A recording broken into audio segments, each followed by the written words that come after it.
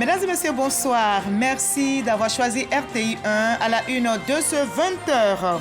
L'axe Nouakchott-Yamoussoukro se consolide. Ce mercredi, le président Alassane Ouattara a reçu une envoyée spéciale de son homologue mauritanien au cœur des échanges. L'élection de Sidi Ould Tah à la tête de la Banque africaine de développement et la volonté commune de renforcer la coopération bilatérale entre les deux pays.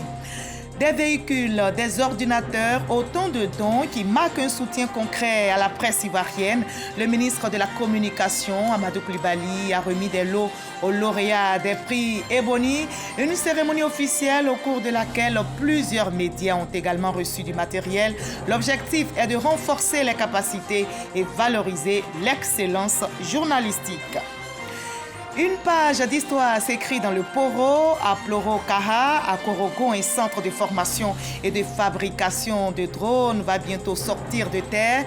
Ce projet né d'un partenariat entre la Côte d'Ivoire et les États-Unis vise à former les jeunes au métier de demain et à faire du Nord ivoirien un nouvel acteur de l'innovation technologique. Et enfin, les États-Unis réaffirment leur engagement dans la lutte contre le terrorisme au Sahel.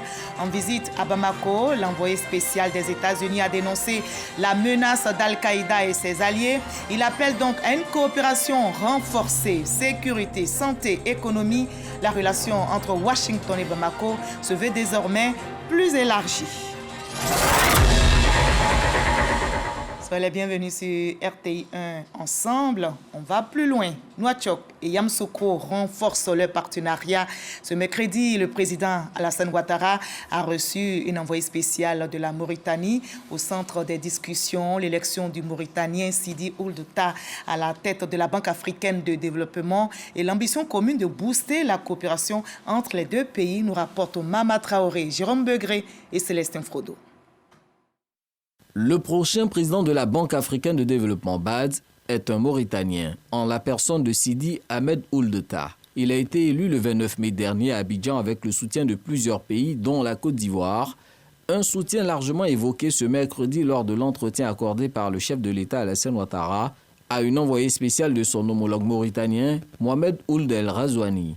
J'étais porteur de message de son Excellence, le président de la République, Mohamed Ould Ghazouani, son frère, pour d'abord le remercier pour tout ce qu'il a fait pour l'élection de M. Tah à la tête de la BAD. Et ensuite, il a été essentiellement question de renforcement de la coopération entre les deux pays. Alassane Ouattara et Mohamed Ould El Ghazouani sont déterminés à renforcer l'axe Yamoussoukro-Nouakchott. Quant au nouveau président de la BAD, il prendra ses fonctions le 1er septembre prochain à Abidjan, où siège l'institution. Relevons également que la Côte d'Ivoire entretient des liens forts avec sa diaspora partout en Afrique. Le président de l'Assemblée nationale, Adama Bictogo, a rencontré la communauté ivoirienne vivant au Libéria. C'était en marge de la réunion des parlements du fleuve Mano. Il a ainsi pu prendre la mesure des réalités de ses compatriotes sur place avant de participer à un culte en présence du président libérien. Envoyé spéciaux, Michel Mambo, Barnabé Conan. En visite de travail à Monrovia, Adama Bictogo a eu une rencontre avec la communauté ivoirienne vivant au Libéria. Au menu des échanges, l'intégration socio-professionnelle de ces Ivoiriens dans ce pays frère et ami. Comme toute communauté vivant à l'étranger, nous sommes confrontés à des défis importants. Nous avons des projets ambitieux pour soutenir l'éducation de nos enfants, pour aider les plus vulnérables d'entre nous à s'insérer professionnellement et pour renforcer les liens sociaux et culturels au sein de notre communauté. La Côte d'Ivoire se porte bien, rassure Adama Bictogo. Le président de l'Assemblée nationale rappelle l'engagement du gouvernement à améliorer les conditions de vie des Ivoiriens où qu'ils soient. Le président Alassane Ouattara a pu transformer la Côte d'Ivoire pendant ces 15 années grâce à son leadership parce qu'il a su apporter la paix et la stabilité dans le pays. Vous devez être fiers non seulement de votre pays, mais fiers de votre président qui a su donc donner à nouveau à la Côte d'Ivoire une notoriété très forte. Vous devez aussi penser à repartir au pays. Cap ensuite sur Trinity Church où le président de l'Assemblée nationale a pris part à des festivités religieuses en présence du président de la République du Libéria, Joseph Boakai. Des festivités qui s'inscrivent dans le cadre des préparatifs de la fête de l'indépendance du Libéria le 26 juillet prochain. Et sur place ici, à Abidjan, un autre geste fort a été posé en faveur de la presse ivoirienne. Des véhicules, des ordinateurs, autant d'équipements remis aux lauréats des prix Ebony par le ministre de la Communication, Amadou Coulibaly. Une cérémonie officielle marquée aussi par le soutien direct à plusieurs organes de presse pour saluer l'excellence et renforcer les moyens des journalistes, nous rapporte Malika Coulibaly. Encourager l'excellence et soutenir les structures de presse à travers un appui matériel concret dans le cadre de la politique de renforcement du secteur des médias en Côte d'Ivoire. C'est le but visé par l'Agence des soutiens et des développements des médias ASDM à travers la remise d'équipements aux médias couplés à la remise des lots aux lauréats des prix Ebony. L'Agence de soutien et de développement des médias continuera à s'honorer de votre confiance ainsi que de l'excellente qualité des relations de travail que nous entretenons depuis toutes ces années. Ces dons en matériel renforceront les capacités opérationnelles de plusieurs acteurs clés de l'écosystème médiatique. Les équipements seront d'une grande utilité pour nos secteurs, voire pour tous les consommateurs de l'information à travers le pays. Nous vous remercions particulièrement pour vos initiatives pour le bien-être des travailleurs en activité et pour les seniors à la retraite. Le ministre de la Communication, Amadou Coulibaly, a saisi l'opportunité pour saluer le leadership du président Alassane Ouattara qui aspire à un épanouissement propice des médias en Côte d'Ivoire. L'action de l'ASDM témoigne de l'importance que le chef de l'État accorde à un secteur des médias qu'il veut dynamique, professionnel et indépendant. Le rôle du gouvernement étant, bien entendu, celui de créer un environnement propice à l'épanouissement de nos médias, rôle qui se manifeste à travers des actions concrètes, comme l'illustre parfaitement la cérémonie de ce jour. Je voudrais exhorter l'ASDM et son comité de gestion à poursuivre de manière efficiente son engagement à accompagner tous les médias de Côte d'Ivoire. Pour l'année 2024, le conseil de gestion de l'ASDM a mobilisé un montant de 2,6 milliards de francs CFA en soutien aux médias. À cette occasion, la tutelle annonce le lancement officiel d'un projet immobilier ambitieux portant sur une première phase de 300 logements dédiés aux professionnels des médias. Et justement, ce modèle ivoirien en matière de médias suscite l'intérêt au-delà des frontières. Le ministre gabonais de la Communication est en visite en Côte d'Ivoire depuis 48 heures. Et je rappelle l'objectif, s'inspirer de l'expertise locale, notamment en télévision numérique terrestre. À la RTI, Paul-Marie Gondjou a salué la qualité du dispositif ivoirien après des échanges avec son homologue Amadou Coulibaly et plusieurs institutions du secteur. Après la RTI, qu'a poursuivi l'IDT, le ministre gabonais de la Communication et des médias poursuit donc sa visite à la découverte du modèle ivoirien de diffusion. Paul-Marie Gondjou s'est rendu, vous allez le voir, au siège et au centre émetteur de la Société ivoirienne de télédiffusion. L'enjeu est de mieux comprendre les infrastructures qui soutiennent la télévision numérique terrestre dans notre pays. Didier Nguessan. Libreville, à l'école de Yamoussoukro, le ministre gabonais de la Communication et des médias dans les locaux de la Société ivoirienne de télédiffusion IDT. Il vient s'imprégner du processus de migration de la télévision analogique à la télévision numérique terrestre, TNT, qui est effective en Côte d'Ivoire depuis 2016. Au Centre national d'exploitation, communément appelé Centre émetteur d'Abobo, Paul-Marie Gondjou visite les installations techniques servant à diffuser les images des 7 chaînes de télévision disponibles sur le bouquet TNT. Nous avons vu effectivement toucher du doigt les réalisations faites depuis quelques années.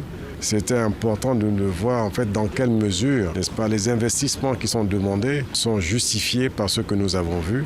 Ce partage d'expérience, nous avons pu effectivement voir comment chez nous, nous allons effectivement procéder à la mise en place de la TNT avec le même partenaire. Ce centre, en plus de l'énergie électrique, est équipé de 2 groupes électrogènes qui prennent la relève de manière alternée en cas de coupure de courant. De quoi garantir le fonctionnement 24 heures sur 24 du centre et de facto la fourniture sans discontinuité des images en haute définition aux ménages ivoiriens. Le directeur général de l'IDT, Yeo Adama Benoît et ses collaborateurs y travaillent. Il se réjouit de ce partage d'expérience. Nous avons pu constater que nous sommes parmi les leaders qui ont déployé la TNT en Afrique. Effectivement, donc, nous avons déployé la TNT sur 35 sites sur le territoire ivoirien. On a fait une étude sur le taux de pénétration de la TNT et donc les recommandations qui sont sorties, les Ivoiriens réclament davantage de chaînes. Et donc nous avons noté effectivement cette préoccupation et nous pensons que bientôt, en accord surtout avec la ACA, nous allons intégrer en tout cas un certain nombre de chaînes locales et étrangères. Selon le directeur général de la télévision nationale du Gabon, le pays a harmonisé ses fréquences radio et télé avec ses voisins que sont le Cameroun, le Congo et la Guinée équatoriale. Le Gabon se prépare à migrer vers la TNT.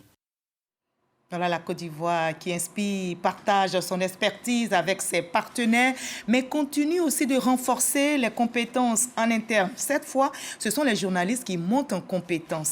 Une convention vient donc d'être signée entre le FDFP et le GEPSI pour former 132 professionnels des médias à une couverture responsable et rigoureuse de la présidentielle d'octobre. On retrouve Didier Nguessan. Signature de convention entre le Fonds de développement de la formation professionnelle, FDFP, et le GEPSI, le groupement des éditeurs de presse de Côte d'Ivoire. Objectif, former les hommes de médias en vue de la présidentielle à venir. Aujourd'hui, la presse ou les médias mis dans leur ensemble représente un secteur en perpétuel changement. Donc, celui qui ne se forme pas reste vraiment à la traîne. Donc, nous avons jugé vraiment nécessaire d'approcher le FDFP pour ces formations-là. Et je pense que ce n'est pas la dernière, ce n'est que le début d'une longue collaboration. En prenant une telle initiative, le FDFP veut exhorter les journalistes à plus de professionnalisme lors de la couverture médiatique de l'élection présidentielle d'octobre 2025. Sous le leadership éclairé du président public, son Excellence M. Alassane Ouattara, aujourd'hui nous avons un pays qui est économiquement stable, un pays en paix. Très bientôt, ce seront les échéances électorales. Dans ces moments-là, les écrits des journalistes peuvent être porteurs de paix, mais aussi de porteurs d'autres situations regrettables. Prenant conscience de cette situation, l'ensemble des patrons de presse a estimé qu'il était bon d'engager des actions de formation continue. Au total, 132 journalistes issus de 37 rédactions seront formés grâce à un financement du FDFP à hauteur de 22 millions de francs CFA. Et au-delà des médias, c'est toute une génération que la Côte d'Ivoire, notre pays, prépare au défi de demain. Dans le nord de la Côte d'Ivoire, une initiative inédite mêle innovation, technologie et formation. C'est donc une page d'histoire qui s'écrit dans le Poro. Je vous conduis donc à Plorokara, à Korogo, où un centre de formation et de fabrication de drones va bientôt sortir de terre. Ce projet est le fruit d'un partenariat entre la Côte d'Ivoire et les États-Unis. Ami Sissoko. Un centre de construction et de formation aux technologies des drones au cœur du Poro. Ce n'est plus un rêve, mais une réalité qui prend forme à Ploroka, près de Korogo. Fidel Sarasoro, président du conseil régional du Poro, accompagné du ministre de la Communication, Amadou Koulibaly, a posé la première pierre de cette infrastructure inédite en Côte d'Ivoire. Ce projet d'envergure est le fruit d'un partenariat stratégique entre le gouvernement ivoirien à travers le Conseil régional du Poro, le CPC, le FDFP et la partie américaine représentée par Aerostar Dynamics et l'ambassade des États-Unis. Ce n'est pas seulement une pierre qu'on va mettre ici, justement. C'est une mission commune. Un engagement à construire, un engagement pour la prospérité ivoirienne et américaine. Avec un budget de 400 millions de francs CFA, ce centre sera bâti sur 7200 mètres carrés, comprenant dortoirs, réfectoires et bâtiments administratifs. Les travaux vont durer 4 mois. Ce centre va générer 100 emplois directs et 250 emplois indirects.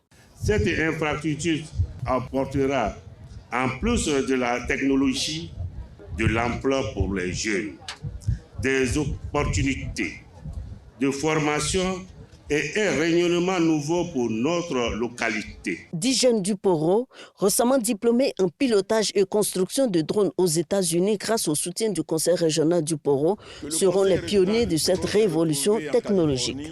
Grâce aux drones, nous pouvons faire des bons qualitatifs dans tous les domaines, dans le domaine de l'agriculture, dans le domaine de la santé, dans le domaine de la délimitation du foncier. Et nous savons que dans le nord ici, c'est une problématique majeure dans le domaine de l'éducation, dans le domaine de la surveillance. Avec ce centre, la région du Poro s'inscrit pleinement dans une dynamique d'innovation et de transformation numérique.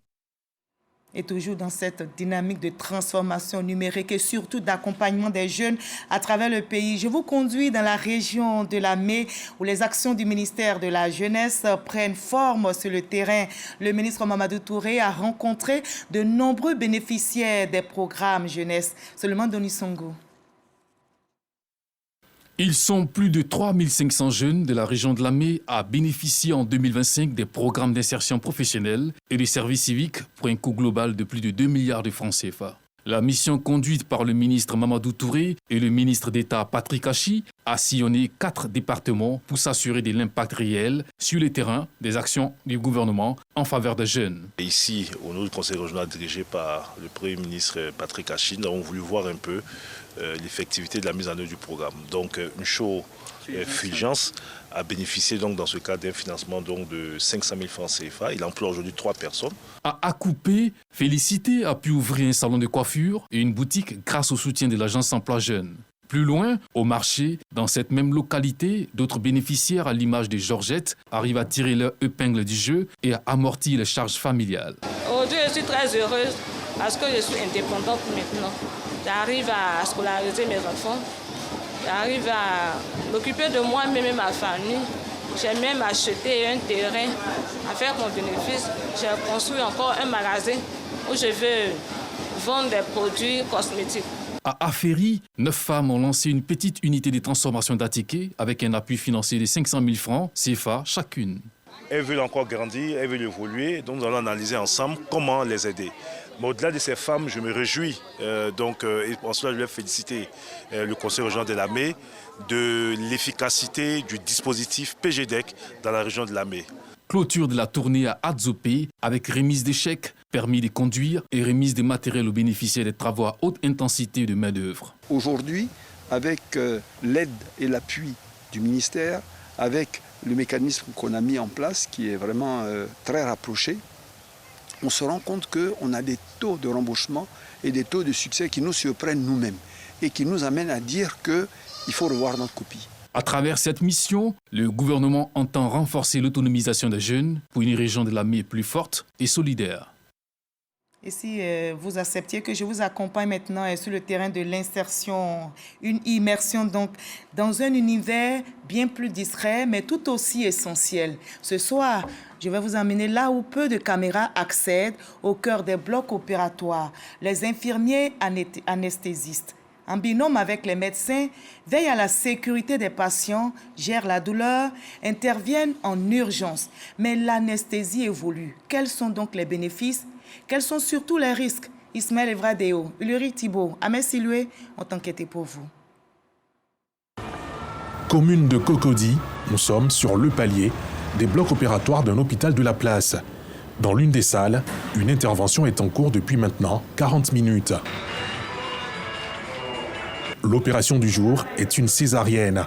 Elle consiste à faire une incision dans l'abdomen d'une patiente pour y retirer un bébé. Et pour diriger les travaux, un médecin chirurgien. Pour réaliser la césarienne, on a besoin de façon brève d'une boîte de césarienne qui est composée de certains éléments chirurgicaux et de linge stérile. Une tâche menée avec l'apport des infirmiers anesthésistes. Leur rôle, préparer, organiser et administrer de l'anesthésie aux patients. Ce, de sorte à garder stables les différentes constantes jusqu'au réveil. Avant, tous les patients, ou bien toutes les patientes, c'était de l'anesthésie générale.